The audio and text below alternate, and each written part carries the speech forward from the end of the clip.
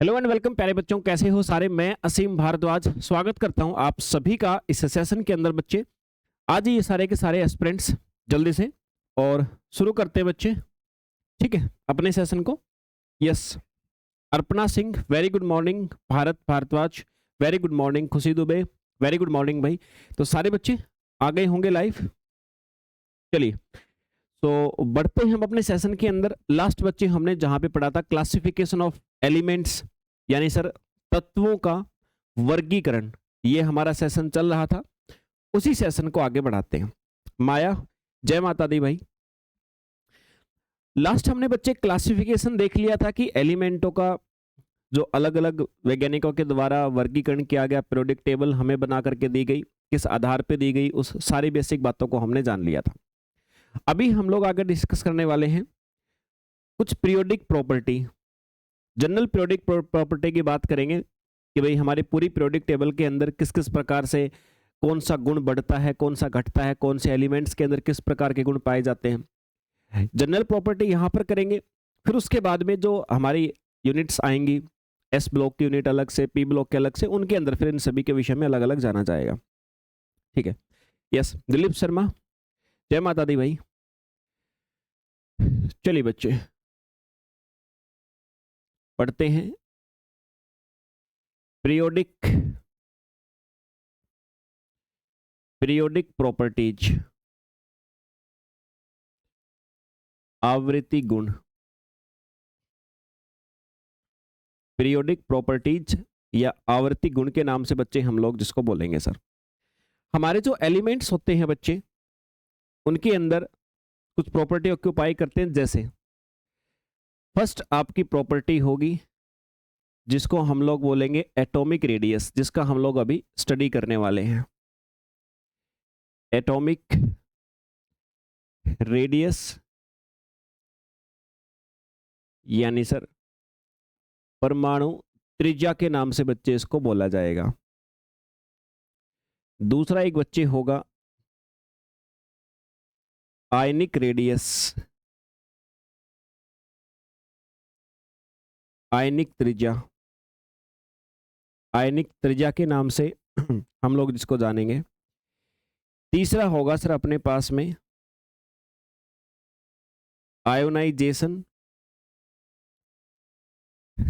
Ionisation enthalpy, या जिसको हम बोलें तो अगर आयनन ऊर्जा। फिर एक बच्चे हम पढ़ेंगे इलेक्ट्रॉन गेन एंथैल्पी,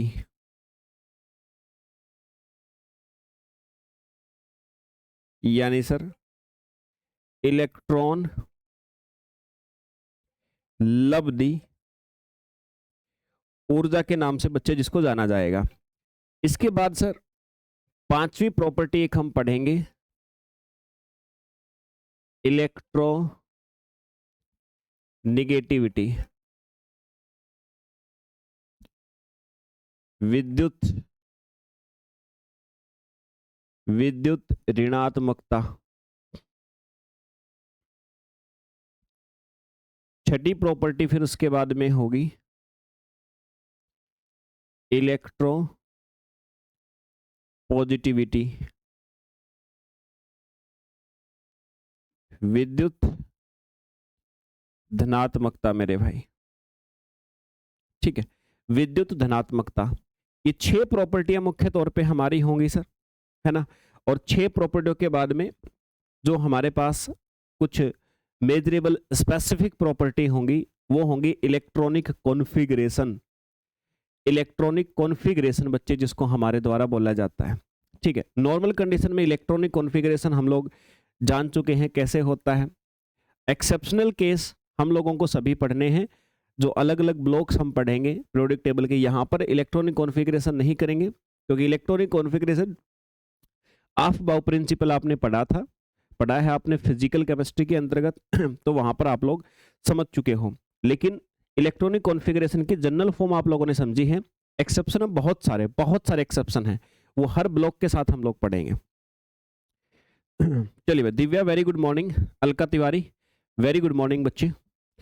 तो चलिए सर आगे बढ़ा जाए और समझा जाए, इन सभी को एक एक करके हम लोग डिस्कस करना शुरू करते हैं। जो बच्चे नए जुड़े हैं अभी, अच्छा, और जिन बच्चों का एग्जाम अभी निकट भविष्य में बिल्कुल है, तो फिजिकल केमिस्ट्री पूरी जस्ट मैंने अभी खत्म किए 2 दिन पहले।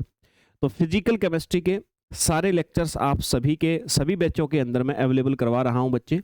जिसको लगे कि समय मैनेज हो रहा है, कुछ टाइम बच रहा है और आगे चल के प्रैक्टिस का टाइम बच जाए, तो बच्चे फिजिकल केमिस्ट्री को साथ साथ में अपना समय निकाल करके कर लीजिएगा आप लोग, ठीक है ना। ध्यान रखिएगा, आज शाम को अवेलेबल हो जाएंगे आपके बैच में, जो नए बैच हैं, नए बच्चों के हैं, उनके अंदर अवेलेबल हो जाएंगे सभी को। ओके सर, आते हैं हमारी पहली बात, एटॉमिक रेडियस, यानी सर परमाणु त्रिज्या के नाम से बच्चे, जिसको हमारे द्वारा सर जाना जाएगा। Yes Pappu, very good morning भाई। देखो बच्चे, वैसे तो कोई बड़ी बात नहीं है एटॉमिक रेडियस, हम सबको पता है कि सर कोई भी हमारा परमाणु होता है, कोई भी हमारा एटम होता है, ये सपोज कीजिए न्यूक्लियस है, नाभिक है, और ये इसके चारों तरफ का मेरे भाई एटम है। एटम के चारों तरफ सभी की सभी सेल होती हैं बच्चे, कक्षाएं होती हैं, और इन कक्षाओं में आपके इलेक्ट्रॉन्स क्या करते हैं सर, इलेक्ट्रॉन्स रिवॉल्व करते हैं। आप सभी बच्चों ने इसको सुना है ना, आप सभी बच्चों ने इसको सुना है। ये सारे इलेक्ट्रॉन्स हैं। त्रिज्या, रेडियस हम किसको बोलते हैं, रेडियस कहा जाता है बच्चे जो न्यूक्लियस है ना, इस न्यूक्लियस से लेकर के और जो सबसे आउटर मोस्ट सेल है, इसके बीच की जो दूरी है सर, इसको हमारे द्वारा रेडियस कहा जाता है, त्रिज्या कहा जाता है। अब ये रेडियस जो होता है ना एटम के अंदर, ये कम भी हो सकता है, ज्यादा भी हो सकता है। भाई एटम से तो हमारे पीरियोडिक टेबल के सारे एलिमेंट हैं भाई, कोई भी एलिमेंट है तो एटम के रूप में ही तो पाया जाता है सबसे छोटा रूप।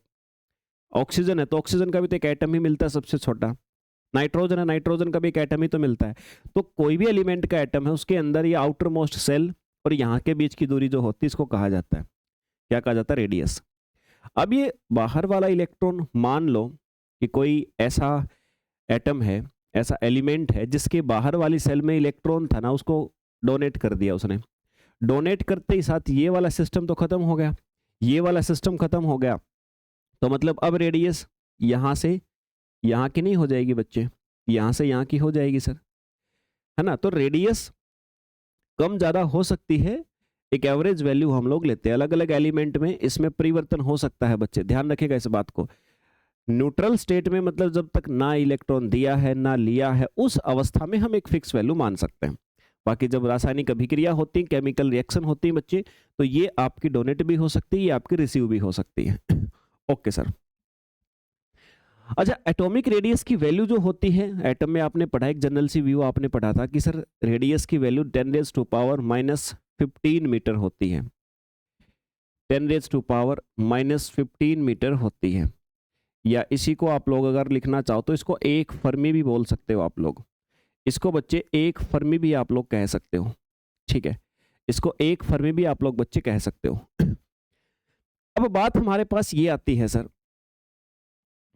कि ये जो एक फर्मी मैंने कहा आपको, एक फर्मी जो मैंने आपको बोला, इतनी छोटी वैल्यू है ये कि इसको अकेले एक एटम के लिए मापना हमारे लिए कॉम्प्लिकेटेड होता है। इसीलिए जो एटॉमिक रेडियस है, always measure in combined state, always measured in combined state, हमेशा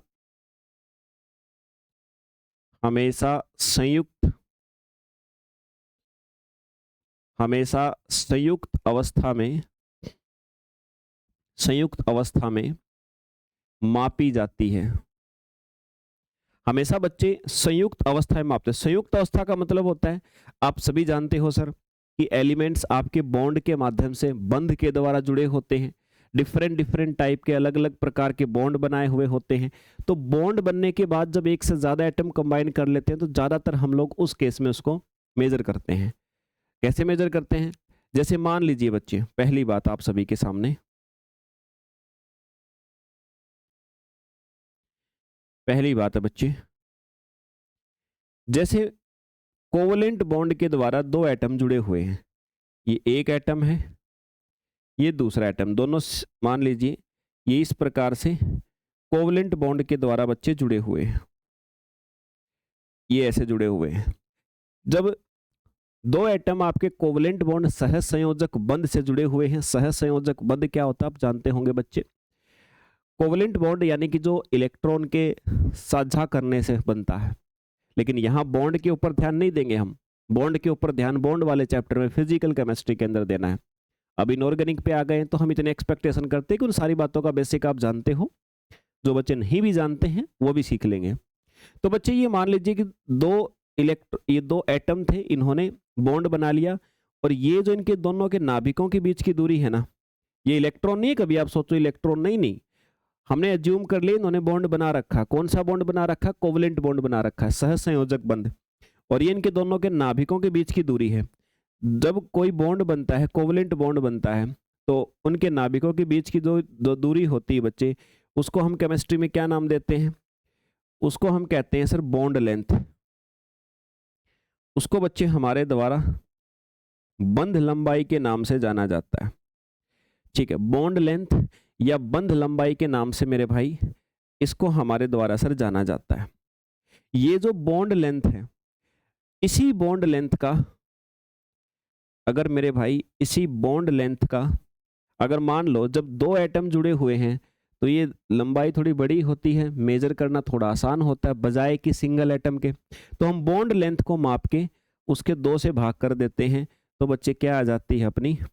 अपनी रेडियस आ जाती है सर, आपके सामने आपकी रेडियस आ जाती है बच्चे, त्रिज्या आ जाती है। तो एक तो ये तरीका होता है मेरे भाई, है ना, एक तो ये तरीका है। जैसे क्लोरीन है, क्लोरीन आपने एग्जाम्पल के लिए बता रहा हूं बच्चे, जैसे क्लोरीन आपने देखा होगा Cl2 इसी फॉर्म में पाया जाता है, और ये एक बार पेपर में आ भी चुका है कि क्लोरीन किस फॉर्म में पाया जाता है, मोनो एटॉमिक है कि डाई एटॉमिक है, एक परमाणुक है कि दो परमाणुक है, तो दो परमाणु हमेशा साथ होते हैं बच्चे। तो क्लोरीन जो होता है ना, एक क्लोरीन, दो क्लोरीन, ये ऐसे कोवलेंट बॉन्ड से जुड़े होते हैं। तो इनके जो नाभिकों के बीच की दूरी है बच्चे, ये हमने ऑब्जर्वेशन किया तो पाया गया ये 198 पिकोमीटर होती है, 198 पिकोमीटर होती है बच्चे। अच्छा, तो इसका आधा करो तो कितना आ जाएगा रेडियस? इसका आधा करोगे तो 99 आ जाएगा, यानी क्लोरीन की रेडियस इसका मतलब कितनी होती है हमारे पास? 99 पिकोमीटर होती है। हालांकि रैंडमली ऐसा नहीं कि किसी का भी पूछेगा, ऐसा कभी नहीं होता, कभी भी कोई रैंडम क्वेश्चन पेपर में नहीं पूछा जाता है। अगर रैंडम पूछा जाने लगा तो फिर हर बच्चे को रट के ही जाना पड़ेगा, ऐसा नहीं। और रटने वाला अच्छा शिक्षक नहीं हो सकता है। शिक्षक जिसको बनना है या सरकारी नौकरी जिसको करनी है, तो उसका एक ही उद्देश्य होता है बच्चे, लॉजिकल अप्रोच उसके पास में होनी चाहिए। क्योंकि नॉलेज तो हो सकता है कि क्लास के स्टूडेंट को ही किसी को ज़्यादा हो जाए, तो रोज बैठ के 6 घंटे 4 घंटे रट्टे लगाने लगे, एक साल में तो भाई 3 साल की किताबें रट देगा वो, अगर किसी में ऐसी कैपेसिटी होगी। लेकिन लॉजिकल अप्रोच जो होती है ना, वो रटने से नहीं आती, उसके लिए आपको हर रोज आपके मानसिक तार्किक योग्यता की आवश्यकता होती है। और शिक्षकों से यही उम्मीद की जाती है कि वो इस प्रकार से अपने आप को प्रिपेयर करके आएंगे, तार्किक योग्यता उनके अंदर हो। इसीलिए क्वेश्चन बहुत लेंथी कभी नहीं होते हैं, लेकिन तार्किक हो सकते हैं। कोई कम लॉजिक क्वेश्चन होगा, कोई ज़्यादा लॉजिकल क्वेश्चन होगा। Okay sir. अच्छा, अब जो ये रेडियस है, जब कोवलेंट बॉन्ड बनता है मेरे भाई, तो उस समय पे जो रेडियस होती है ना भाई, जब आपके एटम्स ने कोवलेंट बॉन्ड बना रखा है, उस समय आपने कोवलेंट बॉन्ड की जो बॉन्ड लेंथ उसको आधा करके जो रेडियस निकाली है, इस रेडियस को हमारे द्वारा केमिस्ट्री में कोवलेंट रेडियस कहा जाता है। ये पहचान रखने के लिए कि भाई ये रेडियस कैसे निकाली है, इसको कोवलेंट रेडियस बोलते हैं। इसको मेरे भाई सह संयोजक त्रिज्या कहा जाता है। तो सर ये जो रेडियस हुई, ये तब हुई जब कोवलेंट बॉन्ड हो। कोवलेंट बॉन्ड कब होता है? जब आपके मोस्टली केस में नॉन मेटल में होता है। अधातुएं जो होती हैं उनमें कोवलेंट बॉन्ड होता है। तो अधातुओं के केस में मोस्टली में आप ये देखोगे कि भाई जो रेडियस है आपकी, वो कौन सी रेडियस है सर? वो रेडियस बच्चे आपकी कोवलेंट कही जाती है। उसके बाद बच्चे दूसरी बात एक और है, अगर मेटल्स हो तो सर मेटल्स तो कोवलेंट बॉन्ड नहीं बनाते हैं। जैसा मैंने बता दिया भाई कि नॉन मेटल के केस में तो ऐसे पता कर सकते हैं। तो मेरे भाई जो मेटल्स होते हैं ना, उनके केस में हम लोग मेटेलिक रेडियस बोलते हैं। मेटेलिक रेडियस बोलते हैं बच्चे, यानी सर धात्विक त्रिज्या। उनके केस में हम लोग धात्विक त्रिज्या बोलते हैं बच्चे। उनके केस में बच्चे हम लोग मेटेलिक रेडियस या सर हम बोलते हैं धात्विक त्रिज्या। समझ गए ना बात को? मेटेलिक रेडियस या धात्विक त्रिज्या के नाम से उसको हमारे द्वारा पुकारा जाता है सर।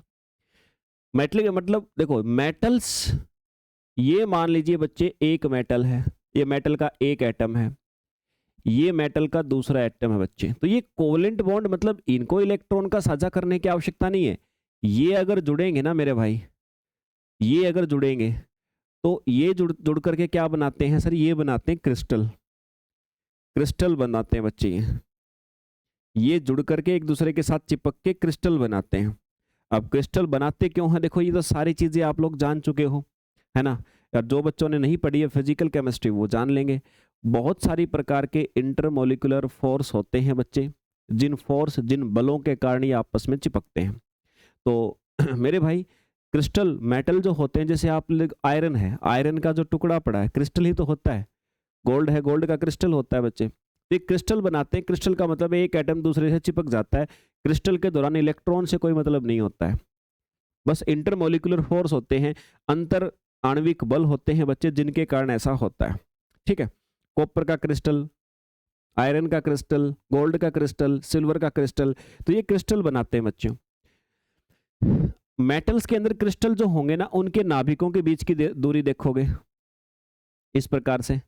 मेटल्स के अंदर जो क्रिस्टल है उनके नाभिकों की दूरी देखोगे बच्चे, और उसका क्या कर दोगे? उसका आधा कर दोगे। तो इसमें रेडियस कैसे निकालते हैं? डिस्टेंस बिटवीन न्यूक्लियस निकालेंगे वैसे ही, लेकिन यहां क्रिस्टल है, नाभिकों के बीच की दूरी, नाभिकों के बीच की दूरी, ये नाभिकों के बीच की दूरी तो सर हमने पहले भी की थी। यहां क्या नई बात है? यहां नई बात ये है बच्चे, यहां पर आपके क्रिस्टल है, बस वहां पर कोवलेंट बॉन्ड में किया था, यहां क्रिस्टल के अंदर करें। क्रिस्टल का मतलब होता है छोटे छोटे एटम बहुत सारे मिलके एक बड़ा टुकड़ा बना ले। ठीक है, बस दिखेगा आपको वैसे ही, आप ये नहीं बता सकते देख करके कि ये क्रिस्टल है कि कोवलेंट बॉन्ड है। भाई वो तो हमारी केमिस्ट्री गहराई है, हमें कंसेप्ट पढ़ने हैं, और जिनको पता लगाना है, जो इस प्रकार के रिसर्च के काम करते हैं, वो पता भी लगा लेते हैं। अब हमने बताओ कहाँ क्रिस्टल देखे हैं एक्चुअल में? लेबोरेटरी में हमने तो कभी प्रयोगशाला में एक्सपेरिमेंट भी नहीं किया होगा मेरे भाई, है ना। उसका आधा करना है, उसका आधा कर देना तो रेडियस आ जाएगी, और ये जो रेडियस आएगी इसको क्या बोला जाएगा? क्रिस्टल के केस में जो रेडियस आती है इसको मेटेलिक रेडियस बोला जाता है, धात्विक त्रिज्या। अब कहोगे सर ये इतना ताम झाम क्यों कर रखा है? सर ये हम क्यों अलग अलग बोलते हैं कि ये मेटेलिक त्रिज्या, एक ही ना नाम रख देते सर त्रिज्या। देखो बच्चे, रेडियस मेटल के केस में हो, यानी क्रिस्टल के केस में रेडियस, कोवलेंट के केस में रेडियस, बेटा इनके अंदर डिफरेंस होता है, ये सेम नहीं आती। आपको दिख रहा है कि दोनों में वही तो है सर, नाभिकों के बीच की दूरी, लेकिन एग्जैक्टली में जब एक्सपेरिमेंटली फाइंड करते हैं ना, तो जो आपकी क्रिस्टल वाली रेडियस आती है, अगर मैं इसको मान लो बोल दूं RC, अगर क्रिस्टल वाले केस में रेडियस देखोगे तो हमेशा ये क्या होती है? ये आपकी कोवलेंट रेडियस, ये क्रिस्टल बोल दिया मैंने, ये कोवलेंट। तो कोवलेंट रेडियस से क्या होती है? ये ज्यादा होती है, जो ये निकालते हैं हम लोग। अच्छा, जैसे कॉपर है, कॉपर के केस लें, कॉपर के अंदर बच्चे, कॉपर के क्रिस्टल में ये जो दोनों न्यूक्लियस के बीच की दूरी होती है ना, कितनी होती है? अगर कॉपर का क्रिस्टल ले लूं मैं, तो ये दोनों नाभिकों के बीच की दूरी होती है 256 पिकोमीटर। तो इसकी रेडियस कितनी आ जाएगी? 128 पिकोमीटर, इसका आधा होता है। मैंने क्या बताया था आपको कि भी क्रिस्टल के केस में जब आप नाभिकों के बीच की दूरी देखोगे उससे रेडियस निकालोगे, और ऐसे ही अगर आप कोवलेंट कोई कंपाउंड बना हुआ है उसमें दोनों नाभिक देखोगे, उनके बीच की दूरी का आधा करोगे, तो मेरे भाई जो रेडियस की वैल्यू आती है ना, कोवलेंट में थोड़ी छोटी आती है। रीजन क्या होता है? क्योंकि कोवलेंट बॉन्ड जब बनता है ना, तो दो एटम, मैं एक बार बता भी देता हूं, कोवलेंट बॉन्ड के केस में क्या होता है, दो एटम जब कंबाइन करते हैं ना तो एक दूसरे के साथ में वो थोड़े से ओवरलैप कर जाते हैं, और जबकि क्रिस्टल बनता है, क्रिस्टल के अंदर दोनों सेपरेट होते हैं ऐसे।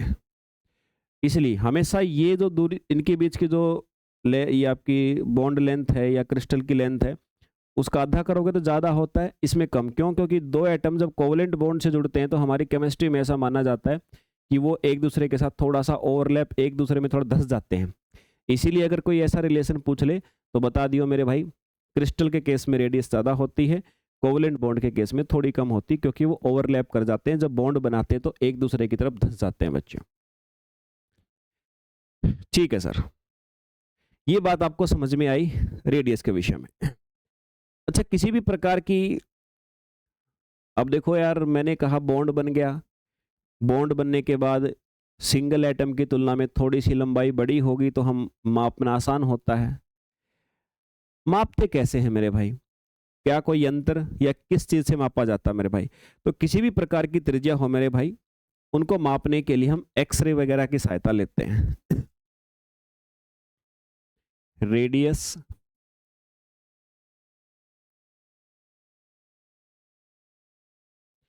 रेडियस का मेजरमेंट मेरे भाई, त्रिज्या को मापा जाता है। त्रिज्या को बच्चे मापा जाता है, किससे मापा जाता है सर? ये हम मापते हैं त्रिज्या को आपका एक्सरे वगैरह की सहायता से, एक्सरे की सहायता से, या फिर स्पेक्ट्रोस्कोपी, स्पेक्ट्रोस्कोपी मेथड बोल सकते हो। ये स्पेक्ट्रोस्कोपी मेथड आप लोग पढ़ोगे, ठीक है, ये आपके सिलेबस में है। स्पेक्ट्रोस्कोपी इसके बारे में आएगा, आपने कुछ थोड़ा बहुत अलग अलग मतलब डिपेंड करता है। स्पेक्ट्रोस्कोपी इसके विषय में आप लोग पढ़ोगे अलग से, पहले ये चीजें जाननी पड़ेंगी आपको। तो स्पेक्ट्रोस्कोपी मेथड, इसमें भी क्या होता है, इसमें भी हम रेडिएशन की सहायता से ही, विकिरणों की सहायता से ही रेडियस को मापते हैं, है ना। तो इससे मापा जाता है सर, किसी भी प्रकार की त्रिज्या है उसको एक्सरे या स्पेक्ट्रोस्कोपी की सहायता से मापा जाता है। जैसे अभी हमने ये मेथड देखा कि क्रिस्टल है, तो क्रिस्टल के अंदर आप दो न्यूक्लियस, दो नाभिकों के बीच की दूरी पता लगाओगे तभी तो उसका आधा करके त्रिज्या आएगी, तो उनकी न्यूक्लियस के बीच की दूरी कैसे पता लगाओगे? यही मेरे भाई क्या होते हैं, अपने पास में कुछ मेथड होते हैं सर। ओके सर, क्लियर हो गई है बात? ठीक है भाई। अब ट्रेंड की बात करें, अगर पीरियोडिक टेबल जो आपने समझी थी मेरे भाई, उस पीरियोडिक टेबल में अगर आप लोग लेफ्ट टू राइट जाओगे,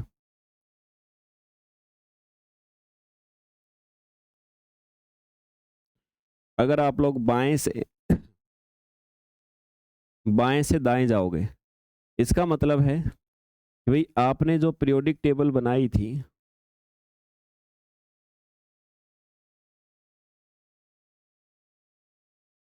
उस पीरियोडिक टेबल में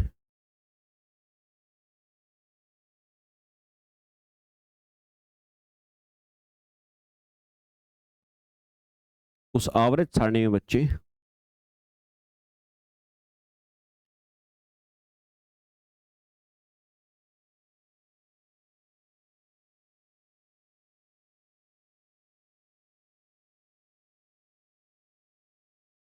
उस पीरियोडिक टेबल के अंदर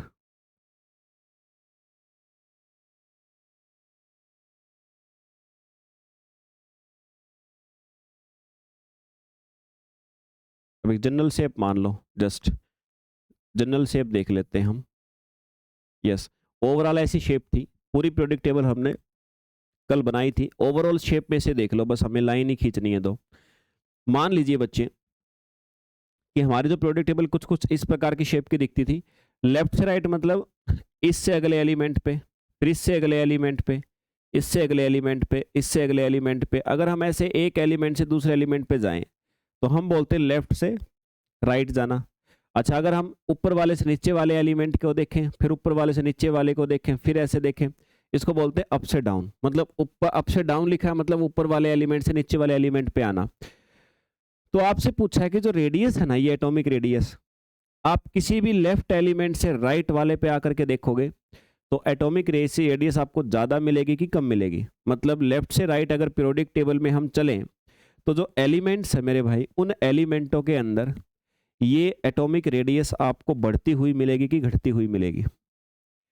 देखो भाई, बताओ जरा, आप सभी बच्चे सोच सकते हो इस बात को। इस विषय पे तो आप लोग आराम से अनुमान लगा सकते हो भाई।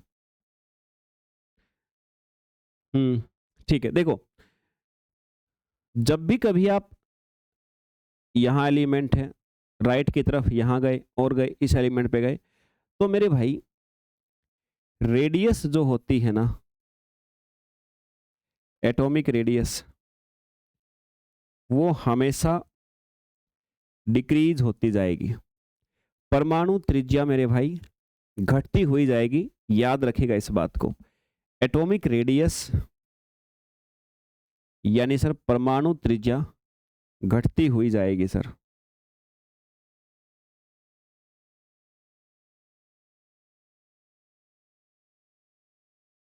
ठीक है, परमाणु त्रिज्या घटती जाएगी बच्चे। यस, ठीक है ना, बिल्कुल।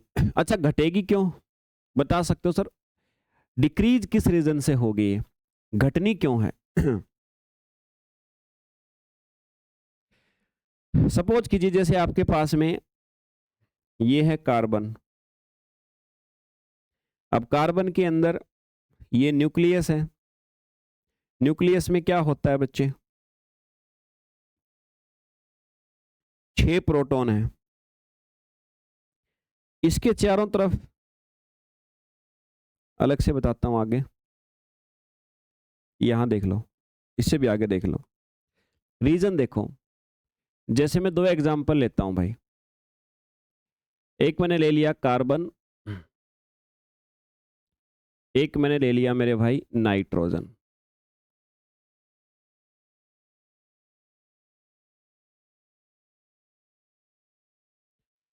ये मैंने ले लिया बच्चे कार्बन और ये मैंने ले लिया नाइट्रोजन।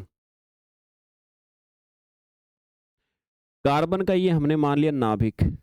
नाभिक में है 6 प्रोटॉन, क्योंकि एटॉमिक नंबर इसका कितना होता है? 6 होता है। जितना एटॉमिक नंबर उतना ही होगा मेरे भाई, है ना।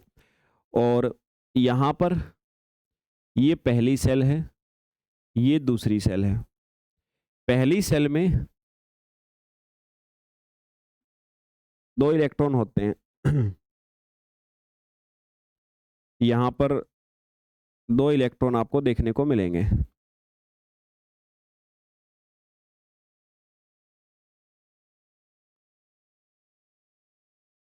और 4 बाहर मिलेंगे आपको।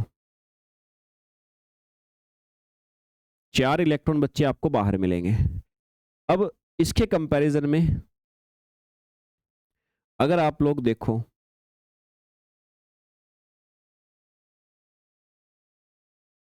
नाइट्रोजन को, नाइट्रोजन में बच्चे अगर आप लोग देखेंगे तो एटॉमिक नंबर कितना होता है? 7। 7 का मतलब ये है कि बाहर जो है ना,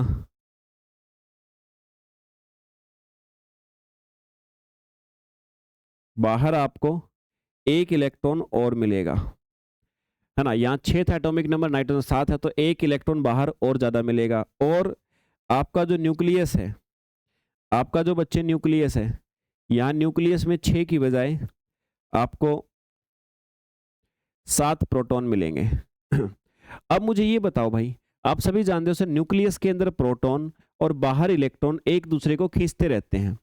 अच्छा, ये खिंचाव एक बात बताओ मुझे, 6 प्रोटॉन और 6 इलेक्ट्रॉन, 6 प्रोटॉन 6 इलेक्ट्रॉन, ये एक दूसरे को खींच रहे हैं, तब ज्यादा खिंचाव होगा, या 7 प्रोटॉन और 7 इलेक्ट्रॉन ये खींच रहे हैं तब ज्यादा होगा? यहां 7 हैं बाहर इलेक्ट्रॉन, अंदर 7 प्रोटॉन, यहां 7 लोग एक दूसरे को खींच रहे हैं। यहां पर बच्चे 6 लोग खींच रहे हैं एक दूसरे को, तो खिंचाव कहां ज्यादा होगा? ऑब्वियस सी बात है ना कि सर खिंचाव ज्यादा होगा आपका जहां पर ज्यादा संख्या होगी। अच्छा, एक बात ध्यान रखना, मैंने ये बात आपको बना के क्यों बताई है? क्योंकि इस बात में आगे फंसोगे, इसी बात में आगे फंसने के चांस बनेंगे। अभी ये बात बिल्कुल हमें सिंपल लग रही है कि हाँ सर इलेक्ट्रॉन बढ़ रहे हैं, लेकिन इसी बात में गड़बड़ हो जाएगी मेरे भाई। है ना। तो इसको ठीक करने के लिए पहले मैंने ये बेसिक केस बता दिया, अब इसमें एक्सेप्शनल केस आएंगे। अभी आप इसको समझो तो मेरे भाई ऑब्वियस ही बात है सर, जहां 7-7 लोग मिलके खींचेंगे वहां पे खिंचाव ज्यादा होगा। खिंचाव ज्यादा होगा तो मेरे भाई ये बाहर वाली जो सेल है ना, ये थोड़ी सी खींच के अंदर आ जाएगी। खिंचाव ज्यादा होने के कारण जो ये बाहर वाली कक्षा है, या बाहर वाली कक्षा में जो इलेक्ट्रॉन है ना, ये खिंच के थोड़ा सा अंदर आ जाएंगे सर, ये खिंच के थोड़ा सा अंदर आ जाएंगे। मतलब ये है सर, इसका जो एक्चुअल साइज है ना, इसका एक्चुअल साइज थोड़ा सा क्या है, श्रिंक होता है, थोड़ा सा घटता है सर, ऐसे। तो कार्बन पहले आता पीरियोडिक टेबल में, लेफ्ट वाला एलिमेंट है, इसके बाद आता नाइट्रोजन। तो आप कार्बन से नाइट्रोजन पे जब गए तो आपने देखा साइज, तो अट्रैक्शन फोर्स बढ़ने के कारण क्या हो रहा है, साइज घट रहा है मेरे भाई। तो यही बात आपको याद रखनी है हमेशा पीरियोडिक टेबल के अंदर आवर्त सारणी में, कि जैसे जैसे आप लोग बच्चे लेफ्ट से राइट की तरफ जाओगे, अगर आप बाएं से दाएं की तरफ जाओगे मेरे भाई, तो क्या होगा सर, बाएं से दाएं की तरफ जाने पर ये साइज आपका श्रिंक होता है, घट जाता है सर। ओके भाई, चलिए उम्मीद करता हूं बच्चे बात समझ में आ गई होगी। ये आपका ट्रेंड मैंने बता दिया। एक बात याद रखना बच्चे कि जो आपकी उत्कृष्ट गैसें होती है ना, उत्कृष्ट गैसें होती हैं जो मेरे भाई इनर्ट गैसेज, एक नोट करके पॉइंट उनके बारे में याद रखिएगा। देखो यार, जो नोबल गैसेज आप लोग बोलते हो, कल भी आपने पढ़ी थी, नोबल गैसेज आप जिनको बोलते हो सर, उत्कृष्ट गैसें। अब यार ये उत्कृष्ट गैसें हैं तो क्या, ये उत्कृष्ट गैसें मेरे भाई, उत्कृष्ट गैसें सर है तो नॉन मेटल ही, अधातु। लेकिन आप सभी जानते हो इन सब का ऑक्टेट कंप्लीट होता है।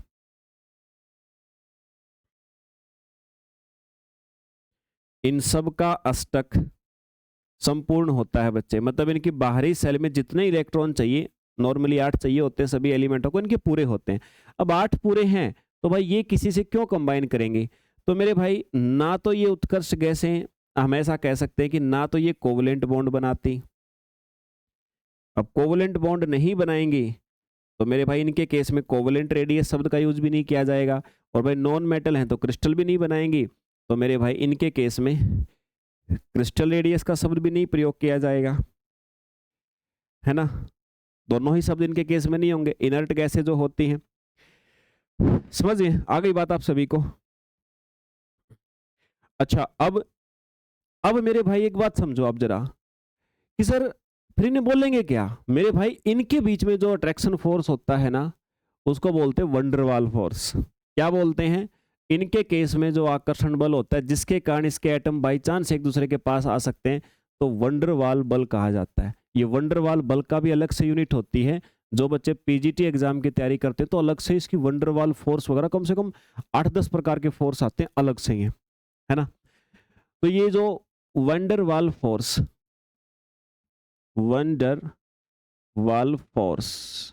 ये जो वंडरवाल बल है ना मेरे भाई, इसके द्वारा ये वंडरवाल फोर्स इनके बीच में लगता है, जिसके कारण ये एक दूसरे के पास आ सकते हैं और हम रेडियस माप सकते हैं।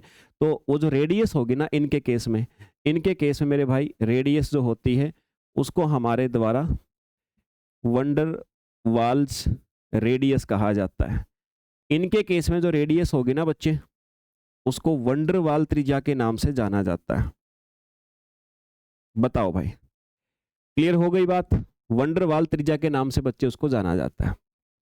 ओके सर, ये कंसेप्ट सर आज समझ में आया, इसके पहले रट्टा मारा था। चलो बहुत बढ़िया है, आज क्लियर हो गया ना।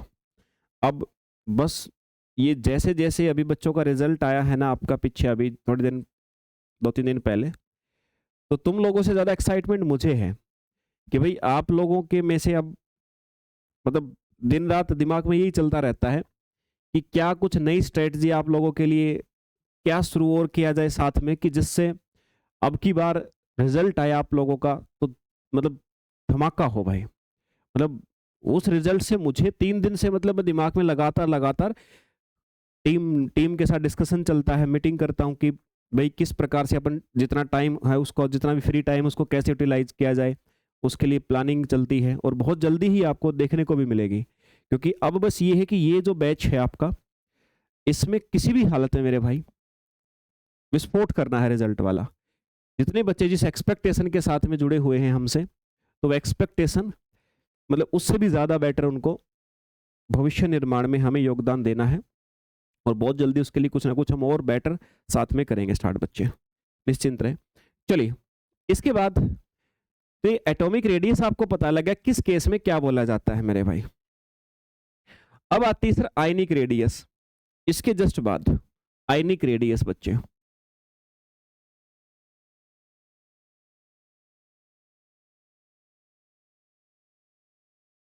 आयनिक रेडियस या आप बोले तो सर आयनिक त्रिज्या। सेकंड है सर हमारे पास में आयनिक रेडियस या आयनिक त्रिज्या बच्चे। आयनिक रेडियस जो होती है सामान्यतः क्या होता है मेरे भाई, ये तब बनती है जब कोई क्रिस्टल आयनिक हो। आयनिक क्रिस्टल का मतलब है कि जहां पे क्रिस्टल ऐसे बना हुआ हो जहां पे इलेक्ट्रॉन का आदान प्रदान हुआ हो। जैसे बच्चे सपोज करो आपने नमक देखा होगा, आपके घर पे जो होता है साल्ट, आप सभी ने देखा होगा। तो साल्ट NaCl बोलते हो ना। और ये NaCl कैसे बनता है, जब सोडियम अपना एक इलेक्ट्रॉन दान करता है, क्लोरीन एक ले लेता है, तब जाकर के ये NaCl बनता है। और ऐसे ऐसे बहुत सारे NaCl, ऐसे ऐसे मान लो बच्चे बहुत सारे ऐसे ऐसे NaCl जुड़े हुए हों और उनसे मिलकर के एक क्रिस्टल बना हुआ हो। ऐसे ऐसे बहुत सारे NaCl बच्चे आपके जुड़े हुए हों और एक क्रिस्टल के रूप में उनकी फॉर्मेशन हो, एक क्रिस्टल बना हुआ हो। तो प्यारे बच्चे उन क्रिस्टल के केस में जो ये आपका सोडियम N पॉजिटिव है, मान लो ये N पॉजिटिव है और ये जो बच्चे Cl निगेटिव है, तो ये आपका कैटायन, ये आपका एनायन, ये आपका धनायन बोल सकते हो हिंदी में, धनायन बोल सकते हो बच्चे इसको हिंदी में। और इसको आप लोग ऋणायन बोल सकते हो, है ना। धनायन और ऋणायन बोल सकते हो। तो इनके जो बीच में ये नाभिकों के बीच की दूरी है ना, इससे हम क्या करते हैं बच्चे, इसी के आधार पे हम लोग त्रिज्या को निकालते हैं। तो उस त्रिज्या को क्या बोला जाएगा, आयनिक त्रिज्या। मतलब आयन्स हैं, आयन मतलब जिन पे चार्ज हो, जिन पे चार्ज हो बच्चे। तो कैटायन और एनायन बच्चे, आयन का मतलब है प्यारे बच्चों जिनके ऊपर क्या हो सर, जिनके ऊपर चार्ज हो। तो उन चार्ज वालों के केस में हम लोग ऐसा करते हैं। चलिए समझ में आ गई ना बात। Okay sir. ठीक है। तो आयनिक रेडियस का आकलन हम लोग इस प्रकार से करते हैं कि भाई जो कैटायन और एनायन हैं उनके नाभिकों के बीच की दूरी के आधार पे। तो यहाँ पर जो इसका आधा करेंगे, इसको मान लो मैंने क्या मान लिया, इसको मैंने आपका L मान लिया। तो इसका L का आधा करेंगे तो अपने पास में क्या आ जाएगी, आयनिक रेडियस आ जाएगी। आयनिक रेडियस समझ गए ना, रट्टा नहीं लगाना किसी चीज का, इनको समझना है बच्चे, समझ के चलोगे तो बात बन जाएगी। अभी जो आयनिक रेडियस होती है, उस आयनिक रेडियस के साथ साथ मैं आपको एक चीज बता देता हूं बच्चे। भाई मान लो यहां पर दो केस बनते हैं। एक तो नॉर्मल सोडियम होता है, एक है सोडियम का पॉजिटिव। पॉजिटिव का मतलब जिसने एक इलेक्ट्रॉन डोनेट कर रखा है। अच्छा एक ये है, चलो इसी को बताओ पहले बच्चे, आप मुझे ये बताओ कि इनमें से अगर इसके बारे में आपसे पूछूं तो साइज, साइज के बारे में कौन सा ऑप्शन सही है। ऑप्शन नंबर ए सही है, ऑप्शन नंबर बी सही है, ऑप्शन नंबर सी सही है। बताओ। ये तीन ऑप्शन आप सभी के सामने हैं, मुझे एक बार बता दो इन तीनों में से सही ऑप्शन कौन सा है बच्चे।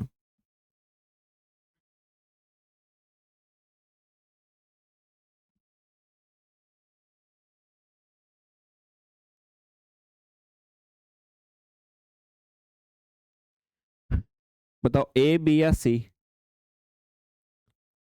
मतलब सोडियम न्यूट्रल वाला और सोडियम का अपना ही पॉजिटिव चार्ज है मेरे भाई, ठीक है। तो कौन सा इनमें से छोटा या बड़ा होगा, ये आपसे पूछा गया है यहाँ पे।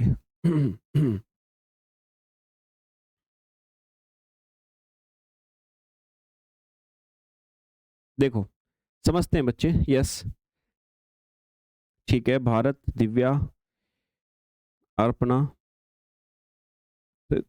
तो देखो जब भी ऐसे क्वेश्चन में फंसो, देखो नॉर्मली तो आप लोग अभी आपने पीछे हमने खोल के एग्जांपल देखा था, बाकी बाई चांस आप लोग अगर फंसो तो उस केस में आप इतना ध्यान रख लीजिएगा मेरे भाई, आप बना के देख लिया करो। सोडियम है, सोडियम का न्यूक्लियस है, नाभिक में कितने होते हैं 11 प्रोटॉन, चारों तरफ सेल हैं, ये पहली सेल है, ये दूसरी सेल है, ये तीसरी सेल है।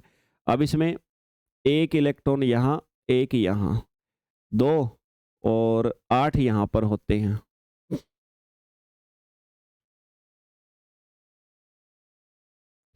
ये 10 और एक होता है बाहर, ठीक है। लेकिन अगर मान लीजिए बच्चे इसी ने क्या कर दिया सर, सपोज करो अगर इसी ने क्या कर दिया सर, इसी ने आपका Na पॉजिटिव का मतलब ये है, पॉजिटिव का मतलब है सर इसने अपना ये एक इलेक्ट्रॉन डोनेट कर दिया है ना, ये डोनेट कर दिया। अब डोनेट कर दिया तो यहां तो क्लियर सा दिख रहा है कि ये सेल ही हमारी खत्म हो गई, ये सेल ही हमारी मेरे भाई खत्म हो गई सर, है ना, ये सेल ही खत्म हो गई अपनी। ये लो, तो ऑब्वियस ही बात है हमें दिख रहा है सर कि जो नॉर्मल Na था वो Na पॉजिटिव से क्या है बड़ा है। तो कोई भी एलिमेंट अपने ही कैटायन से क्या होता है बच्चे, बड़ा होता है। समझ गए बात को? चलिए सर, ये तो बात हुई सोडियम के केस में। अच्छा इसके बाद फिर आते हैं आगे, ऐसे ही एक और कंपेयर करते हैं। तो यहां पर तो अपने पास में ए ऑप्शन हो गया, ऐसे एक कंपैरिजन करते हैं बच्चे हम लोग क्लोरीन के केस में। एक तो क्लोरीन का न्यूट्रल है, एक क्लोरीन का पॉजिटिव है, सॉरी निगेटिव होता है, फिर क्लोरीन का निगेटिव है। तो इनमें से बताओ बच्चे कौन सा ऑप्शन सही होगा?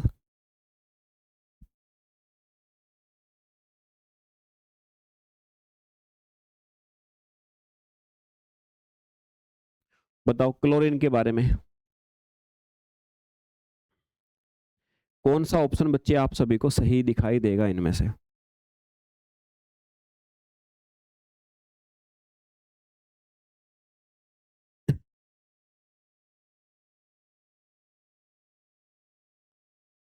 तो मेरे भाई क्लियरली आपको दिख रहा है सर कि ये क्लोरीन इधर है, क्लोरीन का ये nucleus, first, second, third shell. अब इनमें आप लोग देखना इलेक्ट्रॉन की संख्या अगर आप लोग देखोगे तो यहां पर 2, यहां पर 8, यहां पर 7, 17 होता है ना, 17 इलेक्ट्रॉन हो गए। और निगेटिव का मतलब क्या होगा? निगेटिव का मतलब होगा सर इसने एक और ले रखा है, एक और ले रखा है, तो मतलब मेरे भाई आप ऐसा बोल दीजिए कि सर ये एक और 8वां जोड़ दो इसके साथ में। अब यहां पर जो फोर्स है ना भाई, नाभिक में 17 प्रोटॉन होते हैं, यहां पर फोर्स लग रहा है 17 प्रोटॉन, 17 प्रोटॉन, और बाहर कितने हैं? बाहर हैं सर 17 इलेक्ट्रॉन, इनके बीच में फोर्स लग रहा है, ये एक दूसरे को खींच रहे हैं। और यहां पर बच्चे आप लोग देखो 17 प्रोटॉन है और बाहर, बाहर क्या है मेरे भाई? 18 इलेक्ट्रॉन है, 18 है ना, क्योंकि एक इलेक्ट्रॉन इसने ले रखा है। ये Cl है, ये Cl निगेटिव, निगेटिव का मतलब होता है जिसने एक इलेक्ट्रॉन ले रखा हो मेरे भाई। तो इसने सर एक और इलेक्ट्रॉन ले रखा है, तो मेरे भाई यहां पर 18 इलेक्ट्रॉन है। अब देखो इतना ही इधर खींच रहे हैं, इतना ही इधर, ठीक है, बोलेगा भाई बराबर है यार, ठीक है भाई, जो जहां वही रहते हैं। यहां पर इलेक्ट्रॉन 18 ही 17। अब इलेक्ट्रॉन बोलेंगे सुन भाई हम ज्यादा हैं, हमें थोड़ा सा बाहर की तरफ जाने दो, हमें जाना है बाहर, तो खींच रहा है हमें। तो मेरे भाई क्या होगा कि ये 18 इलेक्ट्रॉन, एक और इलेक्ट्रॉन आने के कारण ये 18 की शक्ति ज्यादा होगी ना, इनकी संख्या ज्यादा तो इनकी शक्ति क्या होगी मेरे भाई, शक्ति ज्यादा होगी। अच्छा अब शक्ति ज्यादा होने के कारण मेरे भाई ये क्या करेंगे सर, ये थोड़ा सा बाहर की तरफ दौड़ेंगे, है ना, दौड़ेंगे। तो मेरे भाई साइज क्या हुआ यहाँ पे, साइज हो गया सर बड़ा, यानी Cl जो है उससे बड़ा होता है Cl निगेटिव, इस प्रकार से मेरे भाई, ठीक है। Cl से बड़ा होता है Cl निगेटिव, ध्यान रखना। क्लियर होगी ना बात, ये आ जाएगा सर, इस प्रकार से याद रखना हमेशा के लिए। जैसे सोडियम होता है 186 पिकोमीटर होता है सोडियम के केस में, सोडियम के केस में 186 पिकोमीटर होते हैं इसकी रेडियस, और इसकी देखें तो इसकी समथिंग 95 पिकोमीटर होती है, छोटा होता है सर ऑब्वियसली, है ना। तो पॉजिटिव वाला छोटा होता है। ऐसे ही अगर आप लोग फ्लोरीन के केस में, जहां तक मुझे याद आ रहा है, फ्लोरीन के केस में 136 होता है फ्लोराइड की, F निगेटिव की 136 पिकोमीटर होती है, जहां तक मुझे फ्लोरीन के केस में याद आ रहा बच्चे। और जो नॉर्मल होता है फ्लोरीन उसकी होती है 64 पिकोमीटर, जो बैलेंस होता है उसकी 64 पिकोमीटर होती है। मतलब निगेटिव वाला हमेशा अपने न्यूट्रल से बड़ा होता है, पॉजिटिव वाला हमेशा अपने न्यूट्रल से छोटा होता है। ये कैटायन एनायन के बारे में ये धीरे धीरे बातों को जोड़ते चलेंगे बच्चे, किसी भी हालत में क्वेश्चन आपका नहीं छूटना है, हर हालत में आपका क्वेश्चन बच्चे बनना है। तो चलिए बच्चे, समझ में आया होगा उम्मीद करता हूँ आपको। तो अभी सेशन को यहीं पर रखते हैं और अभी दूसरा सेशन अपना शुरू होगा, ठीक है ना। सारे बच्चे जल्दी से ज्वाइन कर लेना, 5-7 मिनट के अंदर ही दूसरा सेशन शुरू हो जाएगा अपना। तो मिलते हैं बच्चे अगली कक्षा में। जय हिंद भाई।